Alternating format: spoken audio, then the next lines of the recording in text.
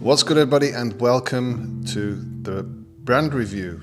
Today we're doing our week, I suppose, in review, where we look at some hot brands that have just been released and we give our opinion on them. So it's a little bit more of a news style format. Today we're going to be looking at Eventbrite. The MoMA, the family and friends from MoMA. Feyenoord from Dumbar that came out. Yeah, we also had to look up how to say that. Feyenoord. I'm sorry to all my Dutch friends. I know you're going to hate me, but I will pronounce it how English people pronounce it. Wrong. Wrong, essentially. Yeah, but we're also going to be discussing something else as well, which is a little bit based on an article that I had a look at today, and I think we have like a little bit of a hot take on it, or we can have a little chat about it. But first of all, welcome to the channel. My name is Paul, and today, Jan is not here, but I'm joined by Alex. Hello, I'm Alex. Who are you, Alex?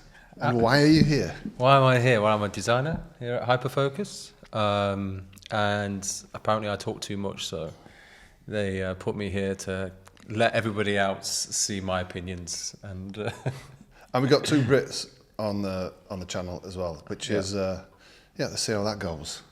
Yeah. Our accents are similar but different. If anybody can pick up where Alex is from, leave a comment below. Maybe we'll reveal it at the end. But anyway, first of all, the thing that I wanted to talk about was, whilst I was having lunch today, I read a little article from It's Nice That, and they were saying that actually between 2025 and 2030, it's expected that there's going to be a decline in our industry from people actually wanting to become graphic designers. And, you know, we're seeing the world changing, we're seeing our industry change.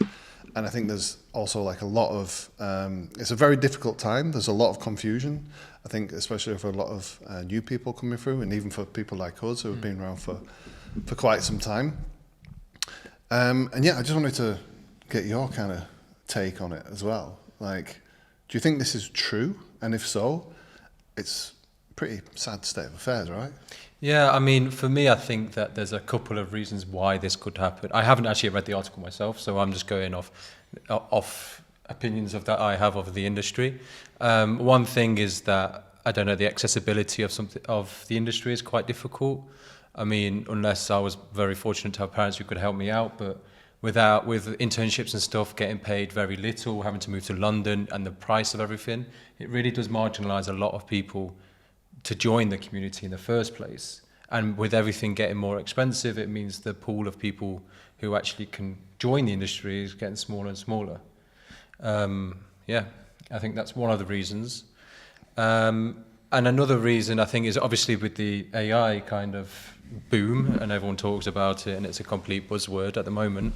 But I think it is genuinely getting rid of some jobs or making some less important for us as designers. And the space that we should move into is definitely into the concept creation and more visually led, and how we want things to look. And I think that's what can future-proof us as designers, is becoming concept thought leaders and moving into more of a direction, like a director, or like art directors or creative directors kind of route. Because I think like a lot of like the kind of lower end, I don't want to call them menial tasks, but like a lot of the stuff that can be automated will become automated. So the stuff that you don't really like doing, but unfortunately that is actually the entry into our industry as a junior, right? Yeah. You go through kind of the hard work to kind of earn your stripes. You have to do those things. So you kind of get your skill set together, but you can kind of, it seems like at some point that you can just directly bypass that. I think that's really going to shake things up in our industry. But let's stay optimistic. I mean, we are in a great industry, and actually right now more than ever, like especially branding, it is really at the forefront of a lot of people's conversations. It started with personal branding, looking at how you show up, and now I think a lot of businesses as well have really taken like heed of that and are really seeing brand as being like a really important part of telling their story, their positioning, making a difference, being bold, being different, and kind of standing out in the sea of like like what can be sameness out there, and you were seeing a lot of really creative stuff happening. All right, the first project that we're going to be looking at is from the MoMA. MoMA is the Museum of Modern Art from New York, for those of you who do not know. And there has been a branding by Little Troop recently. Little Troop, actually, you've known them for a while, and you've only they've just become like, aware. I've become aware of them, and I'm an instant fan. I think you guys will be as well. If you haven't seen them, and when you see them, they have a really amazing, like, nostalgic feel to their design. They're very unique. They stand alone in what they do. If you see any work that is in that direction, you know that it is definitely from Little Troop. Oh yeah, for sure. They've got such a cool aesthetic. I think it's one of the coolest studios out there at the moment. Like the projects that they do, and they really just, like we talked about a minute ago, they are very creative people. I think very creative, and they've really got a style, nostalgic, looking back at a lot of references. They're using a lot of old references to like influence the design now, and I think that's super cool. Definitely. And by the way, it's not the actual for the MoMA, it's actually for a project by the MoMA, which is called Another World, and it's basically a family festival. So Little Troop, they are based in New York as well. They were founded in 2019 by Naomi Lee Koz and Jeremy Elliott. And already, since founding in 2019, they've got quite a roster of clients that they've worked with. They've worked with companies like Puma, Adidas, Levi's, Adobe, Casper, The Tonight Show, Bloomingdale, amongst many others. Google. Apple, Google, all the ones that big you ones want. too. They're in there. Definitely not just reading the list. It's not just us that like them. There are other companies out there wanting to work with them, other businesses. So really cool. So let's have a look at what they've been doing. First of all, it's like just a little kind of like insight from Naomi herself. She said, based on the work, we came up with a set of bold, graphic, otherworldly characters representing life forms of all kinds. The final set of characters are a true motley of creatures from flower-like plant life with shocked faces and ever-changing leaves, to purple baby frogs with parents that pop up from portals. There's a lot of P's. Yeah. The purpose was to inspire kids to imagine their own natural world through play. Yep. Quite a bold ambition. Very. I mean, this is coming from like an article written up about it, and it's a quote directly from her. But yeah, I think that it's quite an interesting audience as well, because you don't always, design for kids and families and stuff. It's a very unique, well, not necessarily unique, but one-track kind of thing, and trying to fill that brief in this kind of dreamlike sense. I know that part of the brief was that there was no photography, and they couldn't be overly cutesy with the illustrations. So, yeah, this is a key visual. Yeah, a key visual. Just looking at that, it's super cool. I think the style of illustration, it's really clean, and you look at it and you think you know what you're looking at, but then also you're like, oh wait, is that a frog, or what kind of plant's that? And it's kind of got that kind of dreamlike element to it, where you think you know what's going on, but you don't really understand what actually it is. It's definitely how a child's mind works. Yeah, for sure. And I think it would definitely inspire some creativity among kids. Here we got like some socials, and yeah, I mean, they're all socials. I mean, they could even work as animated posters. I think they do use them as animated posters too, the ones on the right especially, I think. Yeah, so like, out-of-home stuff as well. Again, it's just very, very simple and just works really, really nice. I think that's the essence of making something less work, is the simplicity. I mean, I don't know how you'd write these motion principles. You could write them in like a couple of sentences, to be honest. Yeah. Because they're so straightforward. Yeah. Color palette is also wonderful as well. Yeah, they really refreshing. They chose apparently 7 colors from the MoMA palette. So these are actually from the MoMA palette, and they chose 7 of the 12, I think it is. But the way they're used is super nice, right? Yeah. Like, it's playful. It's not over the top in a sense of it's not like clashing colours. It's not like bright and bright. And I really like this like singular line that goes around all of the illustrations to break it up between the colours. I think, yeah, good job. That's also one thing. I think whenever you work on a project like this, outlines versus no outline. That's the ever kind of the ever big decision that you have to kind of make. And you know, there has been like a phase where no outlines were good and they were on point and people were not necessarily going that way. Today it's a completely different story. And you also see these lines playing really well into the UI as well on the website. And here, exactly what I just said is some of the UI. So again, in some of the screen design, you have these cards, these kind of boxy elements. Everything's just really well put together. So you have really strong, simple typographical elements with this wonderful, very distinct illustration style. Yeah. So, I mean, for me, it's an absolute win. I absolutely love it. Yeah, I think it's great. It's great. I honestly think it's great. Check it out. It's awesome. All right, we're on to the next one. I mean, you're the football fan. Yeah, I am a football fan. And you were watching a cheeky YouTube video not so long ago on how to pronounce this. So please, could you tell me a little bit about... Feyenoord? I'm sorry. No, I'm like sorry. Like my friends are going to hate me. It's a Rotterdam-based football team. One of the biggest teams in the Netherlands. They've got a long history. Not always the most pleasant history, I don't think. I think I think they've got a bit of a grittiness about the team. Is that a polite way of putting it? Or? I think so. Okay, yeah, I don't know. Right. I don't know this current state, and I've got some friends who actually support them. So sorry if I'm wrong these days, but I always remember the stories of the past. And again, we have the mighty Studio Dumbar working on the branding and the motion. Yeah, I mean, a Rotterdam-based studio. It's a natural fit, I think, as well, with a lot of the animation and stuff that they can do. Those guys do is in the creative code. So, yeah. Yeah. So that all comes together in the design. So let's have a look. We have a sizzle. We like a good sizzle. So let's jump into a sizzle, shall we?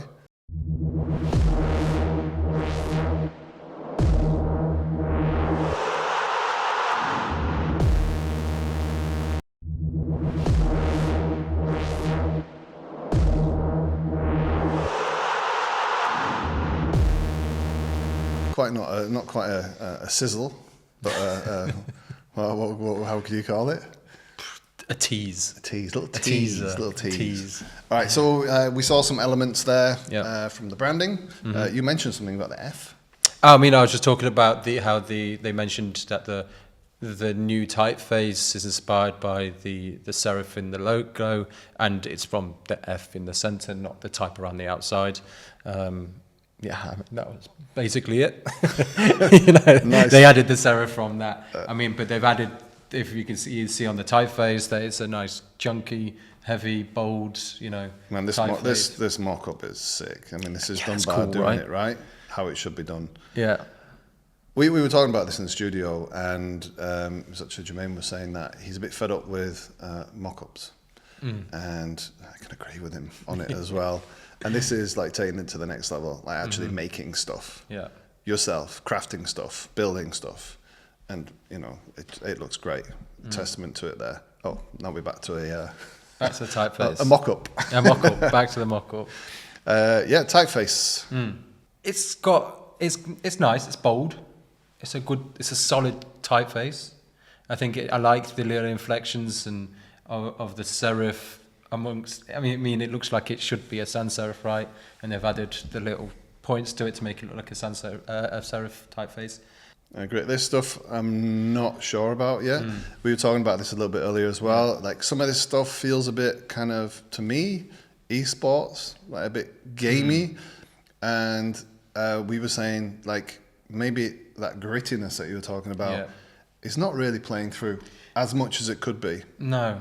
And I think that's because the color palette as well, with it being a very clean white and red stripe, and everything looks very clean, including the photography, and it kind of lacks that I mean, except for the music for the little teaser, that helped a little bit. That gave it a bit of oomph. But I think for a club like them, like Feyenoord, and I'm going to try to say it as little as possible, I think they just need something. It looks a bit too clean, a little bit too... Clean is the right word. Yeah, that's what I want to say. I mean, and Dumbar they're great at organising graphics and content and putting stuff together really, really well.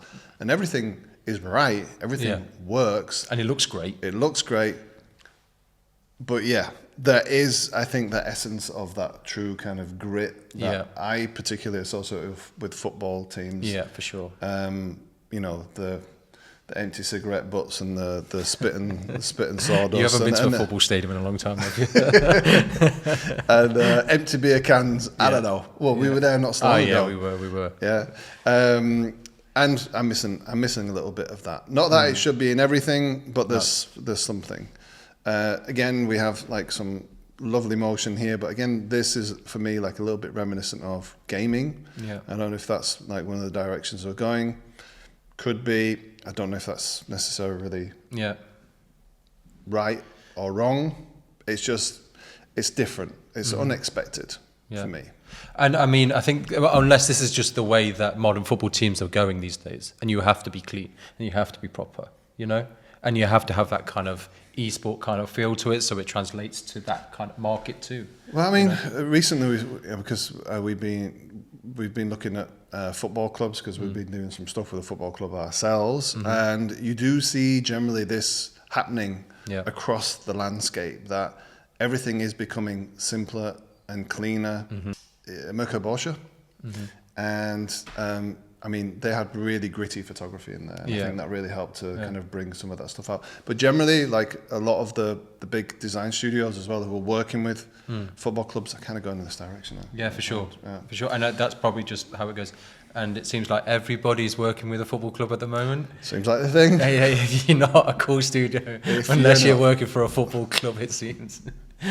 But great space to be working in. I mean, great also space. We haven't really talked about these motion principles. These are really nice. These are super cool. They're cool. I like them. Expressive. And this kind of like, I don't know, what would you call it? The little, because it's not like an ink trap, but it kind of is an ink trap. Like it's a digital ink trap. That adds some personality to it. It's not just standard. But maybe it's time for football to be reinvented. Yeah, exactly. That's what it is. There's just so much money in it, isn't there? So they want to create an image for an international audience as well as the home audience, and it's not as important for clubs to, to just be about the Rotterdam fan base, let's say. Like you see these teams like Man United who are looking at a global picture and pricing out fans and all this sort of stuff. So let's not get too political. No, let's not get too political about this. But there's a real football fan coming out there. We're talking about the design here. We're talking about the design. Beautiful stuff. And it is a lovely brand. I just want to say it is a good brand. I like it a lot. Yeah, we just a lot. It likes it a lot. A lot. But we're just missing a bit of grit from it. All right, so let's move on to the next and final one. Which is Eventbrite. So Eventbrite is a platform where you can find events. So you're kind of being drawn there to look for stuff that's going on in your local area or even further afield. Yeah, I mean, if you're going on holiday somewhere and you want to know, or there's a gig somewhere else, I mean, I think it's... Eventbrite. Right? Any event, and it's bright. And this was done by the agency Book. Book were established in 2004, and they say that they are a talent-driven global creative company, and they have been building a home for the world's most talented dreamers, makers, and doers in collaboration with ego-free culture that breeds partnerships and creative ambition. Sounds lovely. Sounds nice. I mean, I've known Book for a long time. I've not seen much from them, to be honest, or my eyes have not been wandering over in their direction. Sure. I remember that Airbnb thing they did where everything flipped and had those like 3D little worlds. Yeah, I can remember that one. yeah. That was a good one. But I mean, they've been around for a long time, so they're very established, been doing good stuff for a long time. So interesting company or interesting studio to be working on such a brand. And in looking into this, we kind of found out a bit about the strategy behind Eventbrite, and what we found was that this all really started in 2020 during COVID, and they say that and I can agree, I think we all can, that we lost the human connection as we were endlessly scrolling and find ourselves in multiple Zoom calls and lost in games and just like stuck staring at screens. And because we couldn't go out and meet anybody. Yeah.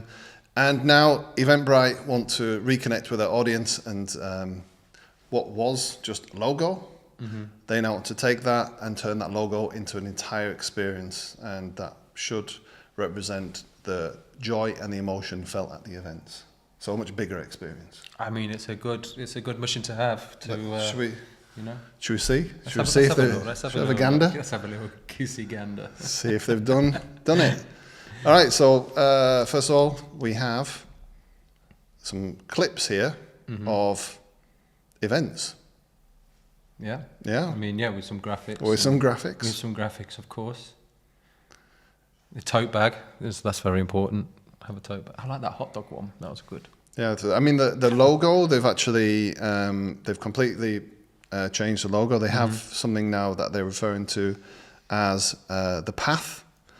And this is supposed to be super dynamic and take you on the journey and show you like parts of the potential events.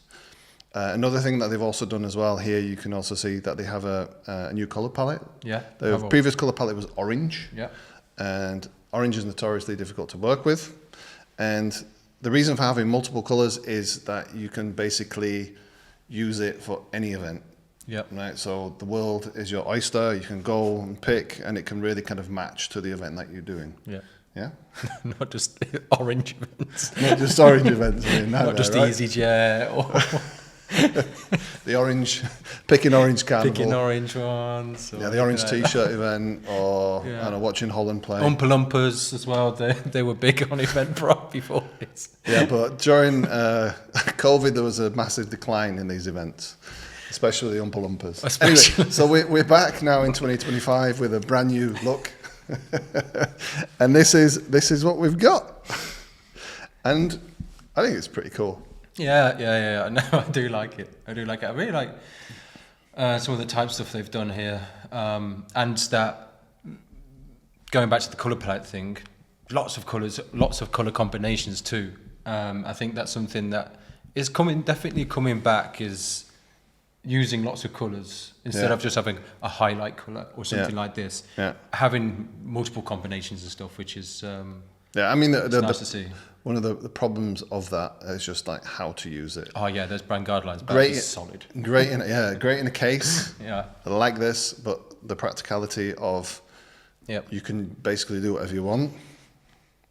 Gives me MySpace vibes. I don't know if you're old enough to remember MySpace. I remember MySpace. Yeah, of course. Okay, I don't know, but for those of you who are not even born or don't even remember MySpace, it was the Wild West of design. It was just some crazy stuff going on back then, because you could basically do whatever you want. I'm not saying this is like MySpace, but you just have to kind of like make sure that those guidelines or what you're doing is tight. Yeah, for sure.